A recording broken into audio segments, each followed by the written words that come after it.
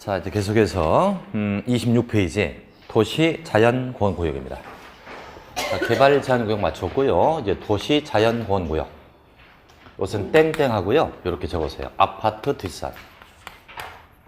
우리 아파트 뒷산을 얘기합니다.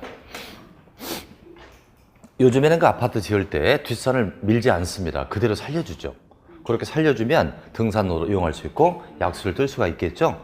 그래서 요즘에는 그 역세권보다 숲세권을 더 중요하다. 숲이 있어야 된다는 얘기죠. 웰빙을 위해서. 이게 도시 자연인데, 자, 지정을 보면요. 시도지사나 대도시장이 정한다. 이 동네 개념이니까 장관이 정하지 않습니다. 시도나 대도시. 근데 지정의 목적을 네 가지로 끊어보자.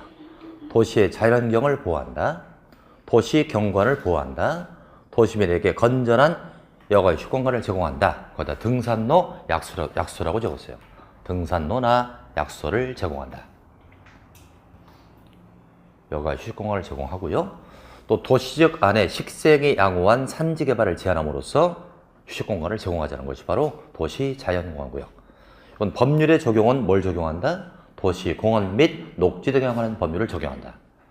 이건 국토법을 따르지 않고요. 도시공원법을 따르게 됩니다. 이 법을 보면 이 구역에서 어떤 행위를 할 수 있는지를 자시록돼 있다는 거죠. 그래서 나중에 여러분들이 중개업을 할 때 도시 자연은 자세히 배우지 않았거든요. 규제도를 알려면 이 법을 찾아보면 된다는 겁니다. 자, 밑에 그림을 보면 이제 아파트가 있고요. 그 뒤에 산이 있습니다. 이게 바로 도시 자연공원구역. 이렇게 이해하시면 돼요. 이제 동네에서 그 친구분들하고 산에 갈 때, 야, 우리 뒷산 가자 그러지 말고 어디 가자? 도시 자연공원구역을 가자. 깜짝 놀랄 거예요. 뭔 소리야? 그럴 거예요. 도시 자연공원구역입니다. 자, 이제 3번이 나오는 것이 시가와 조정구역. 여기 좀 중요합니다. 이건 빨간 펜으로 밑줄을 딱 쳐놓으세요. 자, 부동산 공법은 6개의 법으로 되어 있다는 걸 말씀드렸고요. 그 중에 지금 무슨 법을 공부하나 우리가요? 국토 법률을 공부하잖아요. 근데 시가와 조정구역은 우리 국토법을 적용합니다. 그래서 중요하다는 거예요. 자, 이것은 독일 제도인데요. 설명을 먼저 하겠습니다. 시가와 조정구역.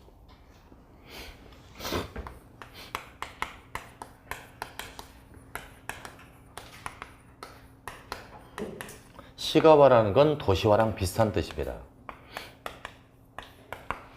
자, 이 제도는 원래 독일 제도였습니다. 우리나라의 공법 체계는 일본 제도를 많이 답습하고 있어요. 용도, 지역지구 다 일본 제도입니다. 심지어는 우리 건축법을 공부하다 보면 일본 건축법을 그대로 갖다 베껴 쓴 거예요. 목적이 다 똑같습니다. 그러다 보니까 일본 용어도 나오고 그러거든요. 근데 70년대부터 이제 학자들이 도시계획을 배울 때 일본으로 가지 않고 유럽으로 갑니다. 유럽이 도시계획이 잘 돼 있거든요. 그래서 독일에서 공부를 하던 학자들이 독일에 이 제도가 있었던 거예요. 아주 좋았습니다. 그래서 이걸 우리나라에 도입을 했었죠.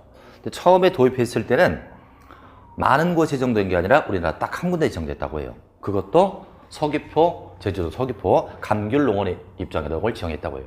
그래서 그 당시에 학회를 나가면 이거 없애자 이런 얘기 많이 나왔었습니다. 근데 그러다가 충청권에 행정 수도를 만든다고 막 그랬었잖아요. 그래서 충청권에 이게 지금 많이 지정돼 있어요. 그래서 충청권에서 부동산을 하시는 분들은 이 구역을 많이 만나게 돼요.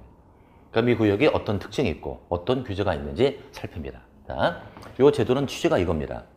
이건 좀 그림을 그려놓도록 할까요? 도시적이다. 도시적은 개발적입니다. 개발적인데요. 도시적이 주, 상, 공, 녹 나눠집니다. 그 중에 변두리에 무슨 지역이 있다고 그랬죠? 녹지지역이 있어요. 이게 지난번에 배웠던 걸 자꾸 연결해야 됩니다. 녹지지역은 세 가지로 나눠집니다. 보존녹지, 생산녹지, 자연녹지. 그 중에 이게 생산녹지라는 거예요. 생산녹지. 여기가 생산녹지입니다. 생산녹지지역엔 무슨 생산이라고 그랬죠? 생산. 무슨 생산? 농업적 생산. 지난번에 배웠어요. 농업적 생산을 위해서 개발을 유보하는 지역입니다. 따라서 생산 녹지를 가면 주로 전답으로 돼 있어요. 이렇게. 그죠? 그렇다면 생산 녹지는 농사를 지을 땅이니까 개발지겠어요? 보전지겠어요? 당연히 보전지역입니다. 그럼 봐요. 생산 녹지도 내내 도시적 안에 들어가 있잖아요. 근데 요건 개발이고 요건 보전입니다. 그대로 방치하게 되면 개발과 보전에 상충이 발생하죠. 자, 그래서 여기를 그대로 놔뒀다고 쳐봐요. 그럼 이런 일이 벌어집니다. 도시적은 개발지예요. 개발지니까 개발의 방향이 중심에서 외곽으로 팽창해서 개발을 합니다. 개발을 쭉 해나가다가 생산 녹지에 딱 도달하게 되면 제대로 개발할 수 없죠. 농사질 땅이니까. 그렇다고 제대로 농사를 지을 수도 없어요. 개발에 밀린단 말입니다. 그래서 그냥 놔두면 무질서한 시가화만 만들어질 뿐이에요. 무질서하게 시가화만 퍼져나갑니다. 이런 무질서한 시가화를 막자는 얘기죠. 이걸 막자, 방지하자. 그러기 위하여 여기다가 시가화 조정구역을 딱 정하는 거예요. 이렇게 딱 정합니다. 이렇게 지정해서 철저하게 규제를 합니다. 철저히 규제를 해서 개발도를 막아주는 거죠. 그럼 철저히 규제를 해주면 그 기간 안에 이 안에서 뭐 하겠습니까? 개발을 못하게 하니까 농사 짓자는 거죠. 자, 그래서 그대로 놔두면 무질서한 시가화가 팽배할 뿐이 이걸 막기 위해서 일정 기간 시로 뻗어나가는 시가화를 유보하자는 얘기예요. 유보하자는 건 보류하자는 얘기죠. 이때 기간이 무척 깁니다. 일정 기간은요, 5년 이상 20년 이내.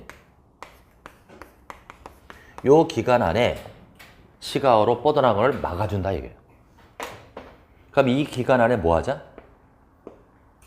철저히 개발을 막아주니까 이 기간에 뭐 하자? 농사 짓자는 거예요. 농사를 열심히 짓자. 농사를 다 짓고 나서 이제 농사 끝났으니 개발하자는 거죠. 이게 끝나고 나면 이제 계획적, 단계적 개발하자는 얘기예요. 계획적, 단계적 개발하자. 이게 바로 시가화 조정구역의 취지가 되겠습니다. 자, 한마디로 얘기하면 개발 지역 안에 농사지을 보전지가 있다. 그대로 놔두면 죽도 밥도 안 된다. 개발도 못하고 농사도 못 짓는다. 그러니까 아주 오랜 기간 동안 철저히 차단하여 개발을 막아서 농사를 짓게 하고 이게 끝나고 나면 이제 개발하자 얘기죠. 그러니까 개발과 보전에 서로 다른 두 마리 토끼를 한 번에 잡을 수 없다. 그러니까 농사 토끼 잡고 개발 토끼 잡자는 거죠. 요거 치우고 요걸 하자 얘기예요. 이게 바로 시가화 조정구역. 그래서 이 제도는 시로 뻗어나가는 걸 조정하겠다는 얘기예요. 근데 특이하게 이 구역은 기간이 있어요. 요걸 갖다가 시가화 유보기간이라고 해요. 시가화 유보기간은 5년에서 20년 사이로 정합니다. 뭐 10년도 좋고 15년도 좋겠죠. 그러니까 문제가 이렇게 나옵니다. 대부분 공법에서 구역이 여러 개 있습니다만 이렇게 기간이 정해진 구역은 유일무이합니다. 이거 하나밖에 없어요. 기간을 딱 정한 건 이거 하나밖에 없어요. 그래서 이 기간을 가지고 출제를 많이 합니다. 잘 듣고 답변하세요. 온지 X인지. 시가화 유보기간은 5년 이상으로 정한다. 맞습니까? 네. 그럼 이렇게 물어볼게요. 시가화 조정구역은 20년 이내 기간으로 정한다. 다 틀립니다. 자, 5년 이상으로 한다면 30년도 될 수 있잖아요. 20년 이내로 한다면 3년도 되잖아요. 틀리는 거예요. 그래서 시점과 종점이 명확한 그런 특징. 여러분들 다 틀렸잖아요. 그죠? 5년에서 20년 사이로 정해진다. 이게 이제 유보 기간입니다. 그러니까 이 기간 동안은 엄청나게 규제를 세게 하겠죠. 농사를 다 짓고 나면 나중에 개발하겠다 이겁니다. 자, 그럼 이제 보자.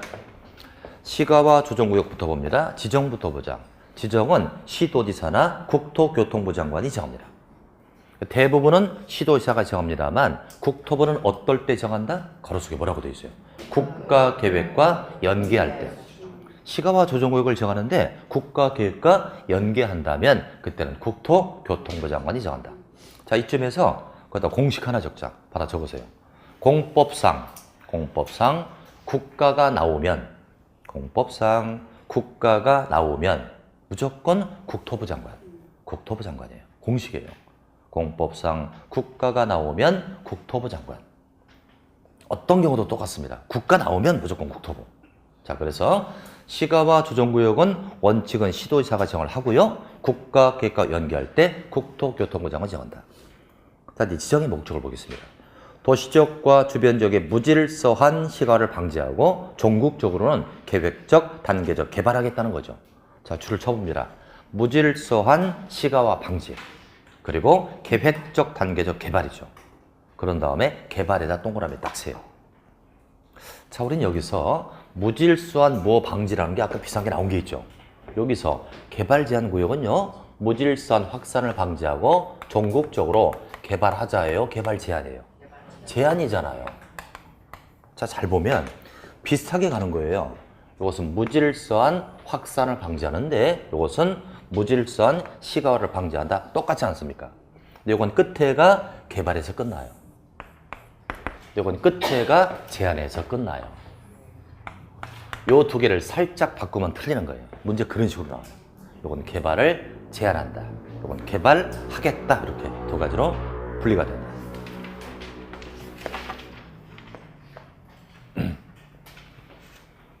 자, 이제 시가화 유보 기간이라고 나와 있습니다.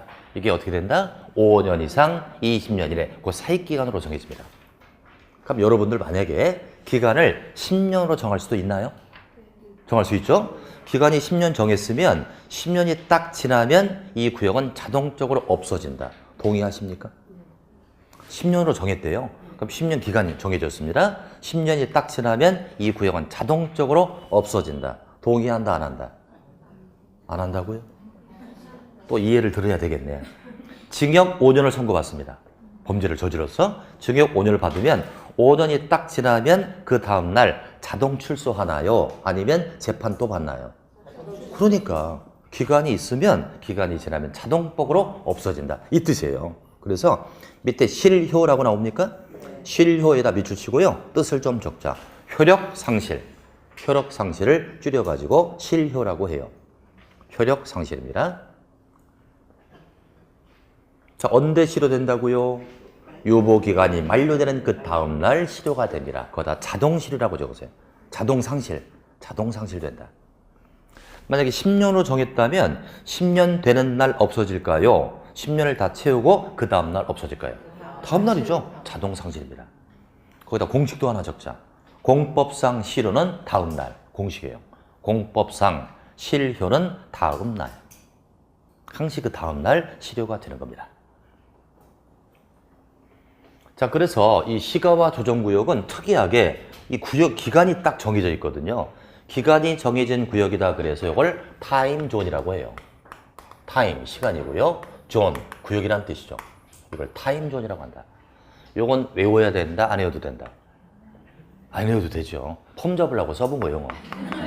타임존이라고 보통 불러요. 기간이 정해졌다 이런 얘기입니다. 근데 법률 적용을 보면 시가화 조정구역의 규제를 할지 자세한 내용은 국토법을 적용하니까 중요도가 큰 거예요.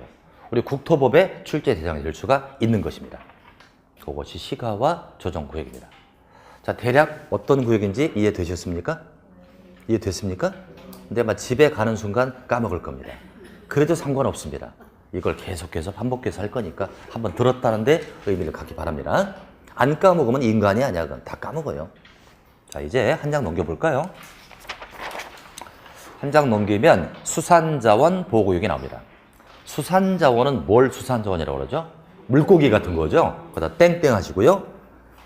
양식장, 양어장이라고 적으죠. 양식장이랄지 양어장입니다. 우리 통영이랄지 완도에 가면 완도는 전복 양식장이 많고요. 통영은 김 양식장이나 굴 양식장이 많죠.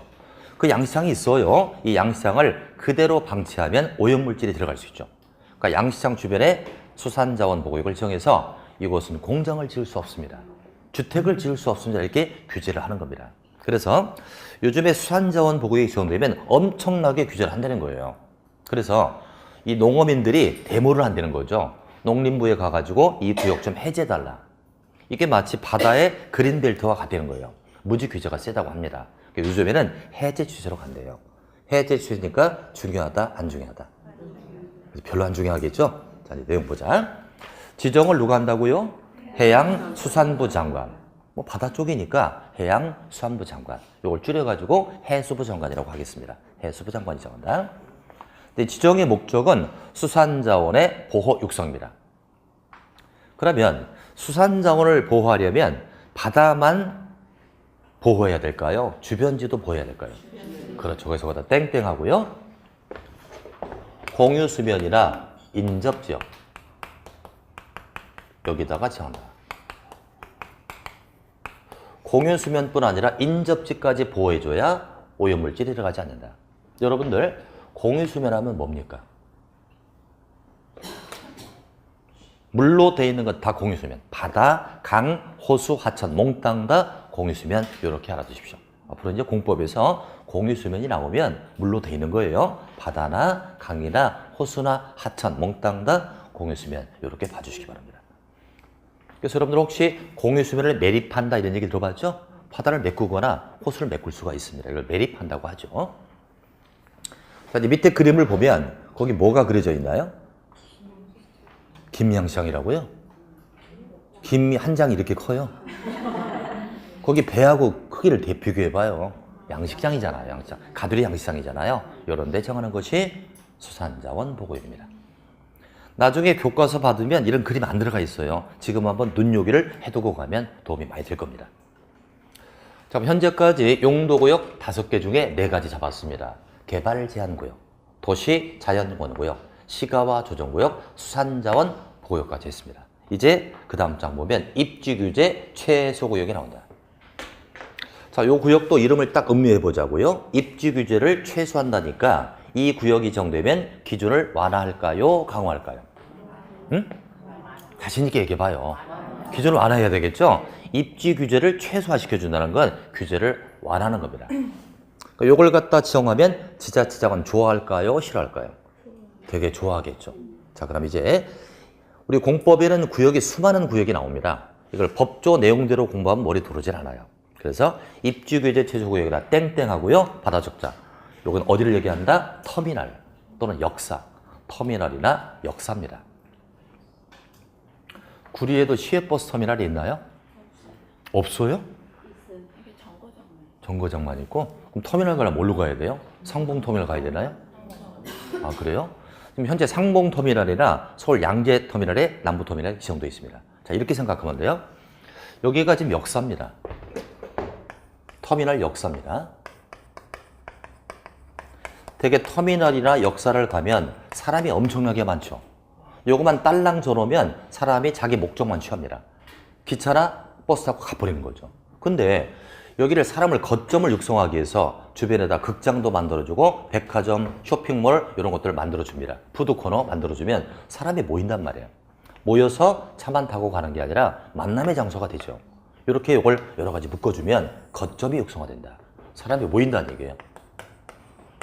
거점이 육성화되니까 사람들이 돈을 쓰고 가잖아요. 경제 활성화가 이루어지죠. 그래서 만들어진 게 입지규제 최소구역. 그럼 역사뿐 아니라 극장이나 백화점, 쇼핑센터를 만들어 주려면 이 들어올 수 있는 입지의 규제를 대폭 줄여줘야 들어올 수 있죠. 복합 기능이 가능하려면 이것을 입지규제 최소구역으로 한다. 자, 지정 보겠습니다. 시도지사는 도시지역에서 복합적 토종을 증진시켜 도시정비를 촉진하고 지역의 거점을 육성할 필요가 있다고 인정되면 무슨 구역을 정할 수 있다? 입지규제 최소구역을 정할 수 있다. 자, 일단 어느 지역에 정된다? 이건 중심부에 정될까요? 변두릴까요? 그러니까 도시적이나 밑줄 딱 치는 거예요. 도시적이 정되는 겁니다. 또 거점 육성화 밑줄, 거점을 육성한다. 또 복합적 토지형이나 밑줄, 복합적 토지형을 하여서 거점을 육성한다. 이게 바로 입지규제 최소구역입니다. 그래서 밑에 그림을 보면 터미널 주변에 호텔이나 쇼핑몰이나 오피스 빌딩을 짐으로써 사람을 모이게끔 하겠다. 이게 바로 입지규제 최소구역. 거기 빠진 게 있으니까 하나 쓰시오. 법률 적용이라고 적으세요. 법률 적용. 땡땡하고요. 국토법률. 이것도 국토법률을 적용한다. 이 구역의 자세한 내용은 국토법률을 적용하게 됩니다. 그러니까 우리 시험에 직접적 대상이 되는 거죠.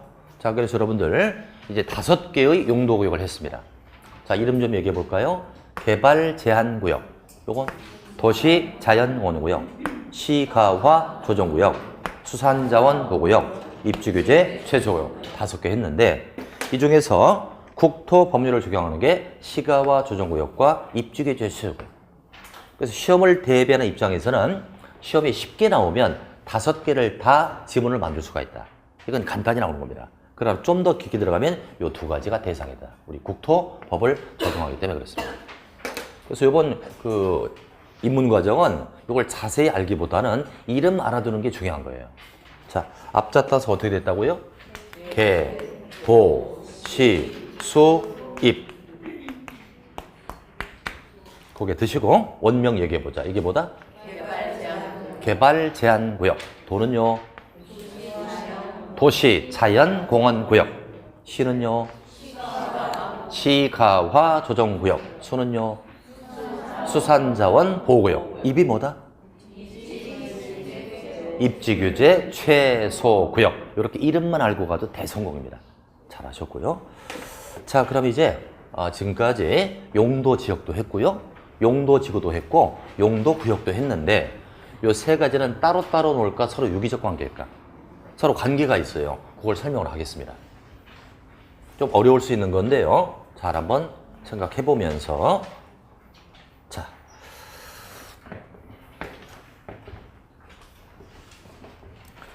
자, 여기가 지금 도시적이 있습니다.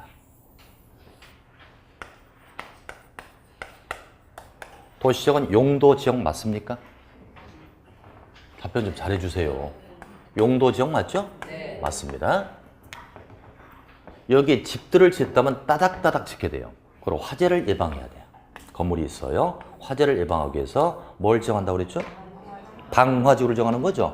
방화지구를 정한다. 방화지구는 용도지구 맞습니까? 그때 지구 잘 끝나죠? 용도지구. 따라서 잘 들어보세요. 용도지구는 용도지역 안에 지정된다. 맞습니까? 네. 맞죠? 네. 따로따로 노는 게 아니라고요. 용도지역이라고 하는 이 도시적의 목적을 보완하는 겁니다. 화재를 예방하기 위해 요걸 정한다. 요건 여기에 정될 수 있다. 자, 그 다음에 이제 녹지지역을 가보자. 녹지지역도 도시적 안에 있는 거예요. 녹지지역 있다. 여기에 개발제한구역 정할 수 있나요? 아까 되게 개발제한구역은 그린벨트라서 녹지지역 안에 있다고 그랬죠? 여기 바로 개발제한구역. 그럼 개발제한구역은 용도구역 맞는 거죠? 용도구역이라고요. 용도구역이에요. 자, 그러면 개발제한구역은 용도구역인데 녹지지역 안에 정되는 거죠. 녹지지역은 용도지역 맞나요? 그러니까 용도구역은 용도지역 안에 정된다. 용도구역은 용도지역 안에 정될 수 있는 거예요. 특수한 목적을 위해서. 따로따로 노는 게 아니래요. 서로 유기적 관계입니다. 자, 그럼 이제 개발제한구역 안에 계집 기억나시죠? 아까 계집. 무슨 취락주고 이게? 집단 취락주를 정할 수 있잖아요. 집단 취락주구는 개발제한구역 안에 취락을 정비합니다. 그럼 집단 취락주구도 용도지구 맞습니까? 네. 아, 그러니까 용도지구는 용도구역 안에 정될 수 있다. 오케이? 이게 용도지구잖아요. 개발제한구역은 용도구역 아니에요. 용도지구는 용도구역 안에 정할 수 있다. 오케이죠? 자, 그래서 용도지구는 용도구역 안에 정될 수 있다. 이겁니다. 상호 유기적 관계를 할 수 있다. 따로따로 절대 놀지 않는다. 서로 안에 포함시킬 수 있고 목적을 보완하고 특수한 목적을 위해서 정한다. 요겁니다. 요거 필기 좀 해두시죠.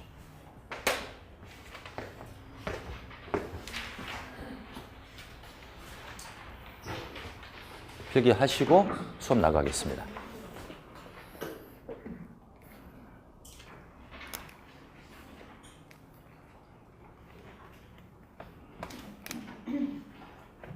그래서 이제 나중에 책을 보면 이건 여기에 정된다, 이건 여기에 정된다 막 이런 말이 나오거든요.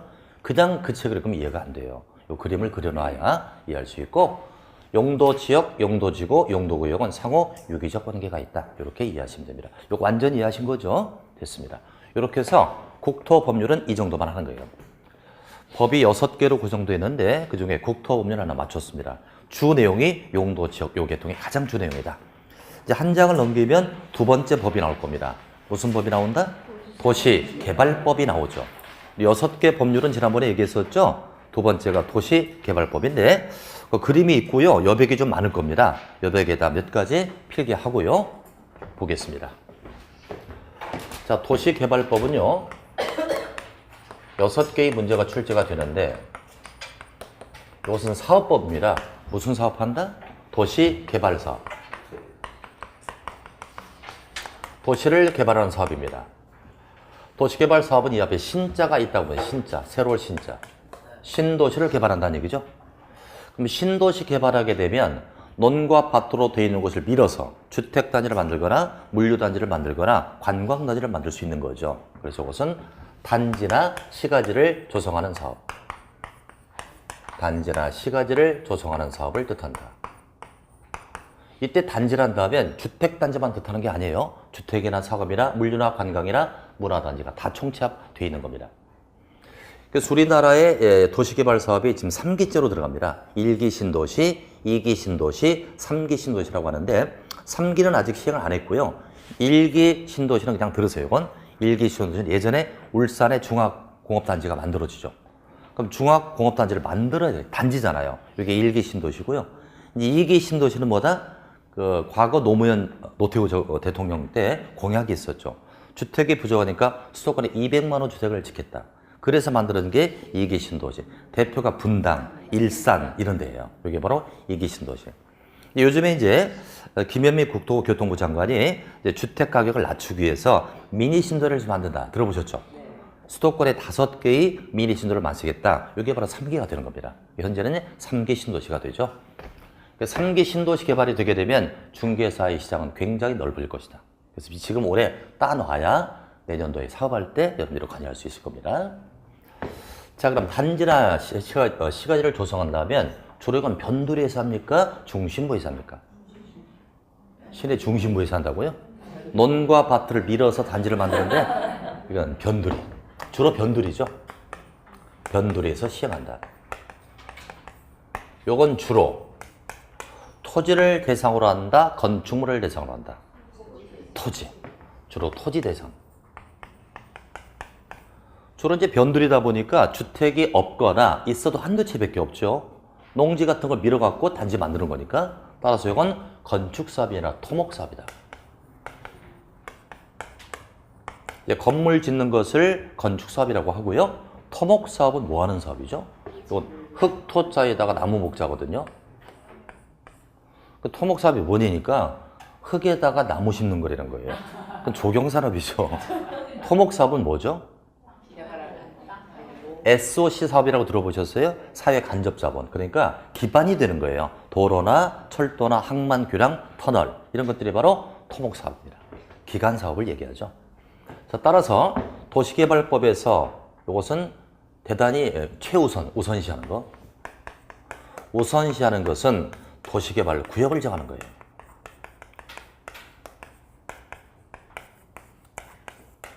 자, 여러분들 이런 거 알잖아요. 우리 신도시 개발할 때 앞에 명칭 붙나요? 판교 신도시, 동탄 신도시, 일산 신도시, 분당 신도시. 앞에 반드시 명칭이 붙죠? 명칭이 들어간다는 것은 사업의 범위를 굉장히 중시한다. 이 범위를 도시개발 구역이라고 해요. 구역을 설정해 놓고 이 구역 안에서 사업을 시행하게 됩니다. 그러나 재개발, 재건축 같은 경우도 사군 사업인데 앞에 명칭이 거의 안 붙잖아요, 이건.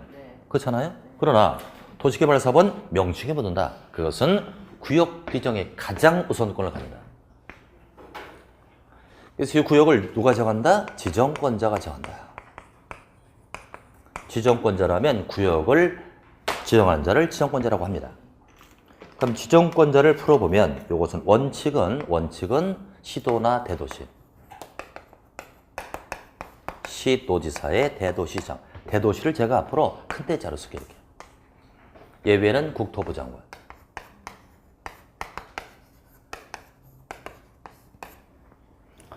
자, 여러분들 시도지사 할 때 이 시는 일반 시가 아니죠. 도와 레벨이 같은 거죠. 무슨 시예요?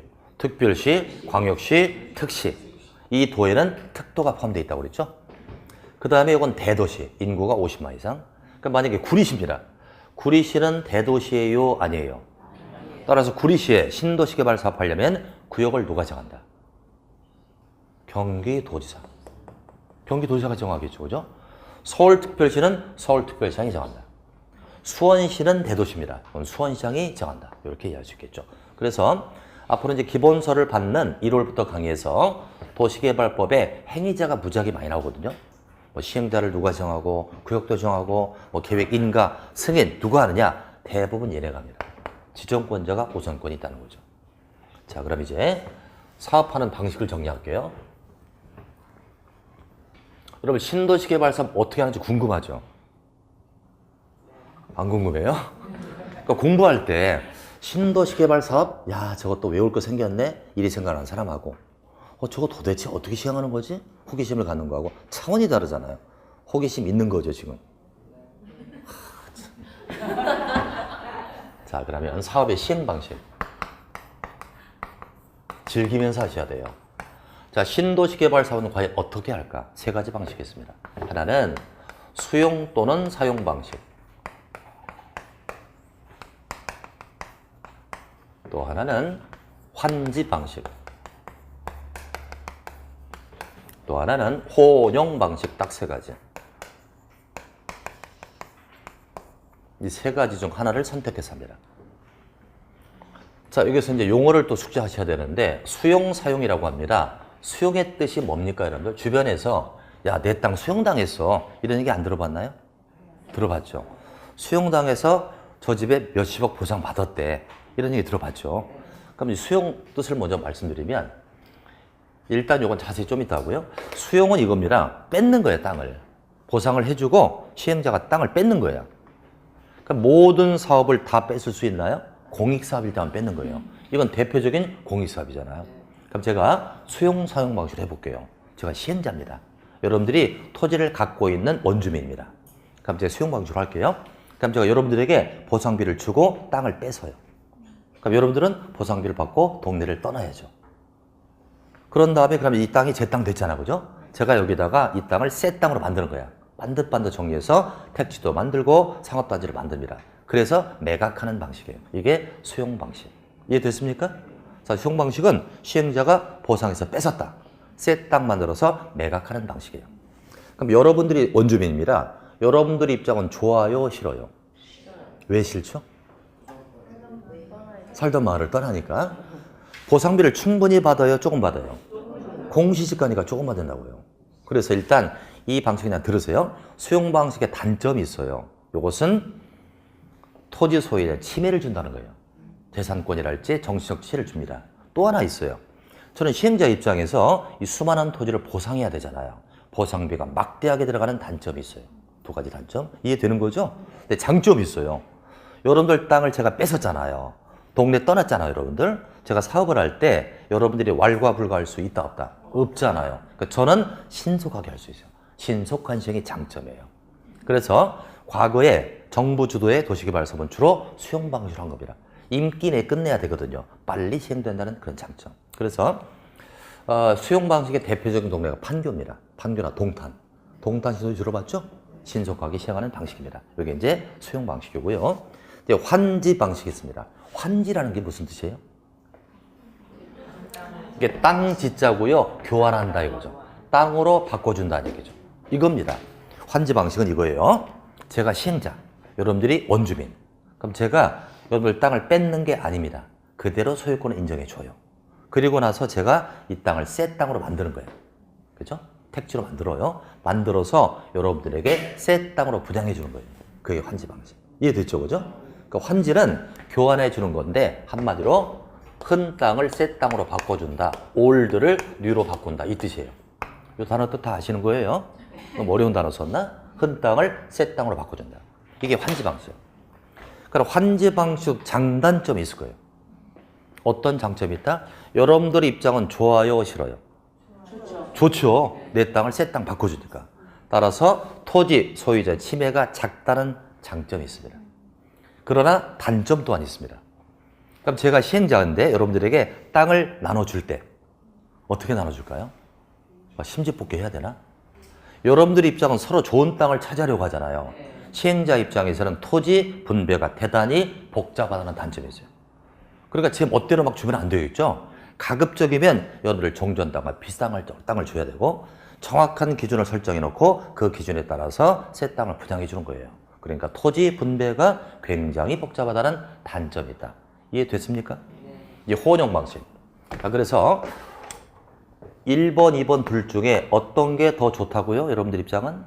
그래서 환지 방식은 앞으로 동네 잔치라고 할게요. 우리 동네 잔치한다. 큰 땅, 새 땅으로 바꿔주니까 동네 잔치한다. 이렇게. 자, 그럼 이제 혼용 방식이 있습니다. 혼용 방식은요, 수용 방식하고요, 환지 방식을 섞어서 하는 거예요. 동네가 있으면 이쪽은 수용, 이쪽은 환지 섞어서 합니다. 섞어서 하는데 분할해서 할 수도 있고요, 분할하지 않고 할 수 있다. 이렇게 분할과 미분할 혼용이 있습니다. 분할은 두 개를 나눠서 하는 거고 미분할은 나누지 않고 하는 것이다. 이런 방식이 있습니다. 그럼 그간 우리 주변에 보면 주로 수용 방식으로 많이 채택했죠.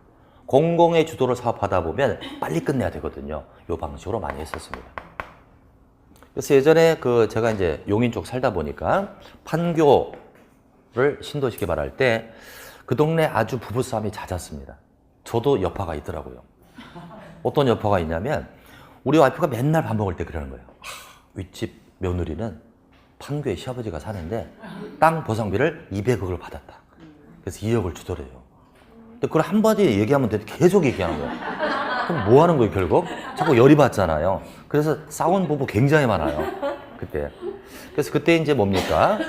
이제 경부고속도로가 이렇게 있으면 이쪽이 서울 방향, 부산 방향이면 이쪽에 판교가 있다고요.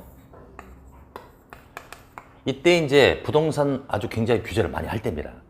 이 판교를 신도시 개발이 되니까 이 사람들이 갑자기 많은 돈이 생기죠. 그럼 돈이 갑자기 많이 생기면 사람이 하고 싶은 게 첫 번째가 뭐예요? 큰 집을 사고 싶어요. 그래서 그 동네 대형 아파트가 불티나게 팔립니다. 제가 그때도요, 저는 이제 여기 용인 쪽이 이쪽인데, 저도 그때 우연한 기회로 저한테 공부하신 분이 저를 찾아와서 교수님, 아파트 좋은 게 있으니까 매입하라 이거예요. 그때 제가 40평을 살고 있는데 63평이라는 거예요. 그때 평수가 크잖아요. 가서 구경이나 해보자. 딱 가니까 40평 가구 딱 채워 살다가 딱 가니까 이사간 집이라 텅 비어 있잖아요. 가구가 없는 63평은 비행장 같더라고요. 그래서 그냥 홀딱 반해가지고 그 자리에서 계약을 했어요. 샀죠? 딱 샀는데 사자마자 하루에 1억씩 올라가요. 여기 이제 보상비를 받은 사람이 자꾸 이제 뭡니까? 이 밑을 내려오면서 대형 아파트를 매입하는 거예요. 아주 좋았습니다. 그런데 웬걸? 2달 딱 지나니까 부동산 규제가 시작되는 거예요. 이런 추세가 있으니까 집값이 뚝뚝뚝 떨어집니다. 지금은요, 산지가 10년 됐는데요. 그때 살 때보다 더 싸, 지금. 그래서 저는 공법 선생이지만 투자 가치는 잼맹입니다. 저한테 투자 가치가 물어보지 마세요. 두 번째가 이제 대형차, 수입차를 사고 싶어요. 이 당시에 벤츠나 BMW는 6개월을 기다려 살 수 있는 이런 또 천극이 벌어진 적도 있어요. 그래서 저거는 수용 방식으로 했다는 것입니다. 자, 그럼 이제 교재를 좀 보겠습니다. 30페이지 보시면 도시개발 사업의 그림이 나와 있는데요. 왼쪽은 뭘 정했다고요? 도시개발 구역을 정했습니다. 논과 밭으로 되어 있고요. 도로가 삐뚤삐뚤 되어 있다고요. 이것을 사업을 시행했어요. 했더니 오른쪽 보자. 반듯반듯한 도로도 깔아주고 주택도 만들고 이렇게 했죠. 공원도 만들고 이렇게 했습니다. 주로 토목 사업이라는 얘기죠. 자, 그럼 이렇습니다. 환지 방식이 어떻게 하는 거라고요? 여러분들 흔 땅을 새 땅으로 바꿔주는 거죠. 그럼 이렇게 생각하자. 우리 강의실이 도시개발 구역입니다. 여러분들이 100평의 땅을 갖고 있었어요. 그럼 새 땅을 받을 때 100평 다 받을까요? 줄여받을까요? 왜 줄여받죠? 자, 신도시를 개발하려면 토지만 정리하면 안 되죠. 도로도 깔아주고 공원도 만들어야죠. 이 땅을 누가 부담해야 돼? 여러분들이. 여러분들이 조금씩 토지를 부담합니다. 부담한 많지 줄여받는 거예요.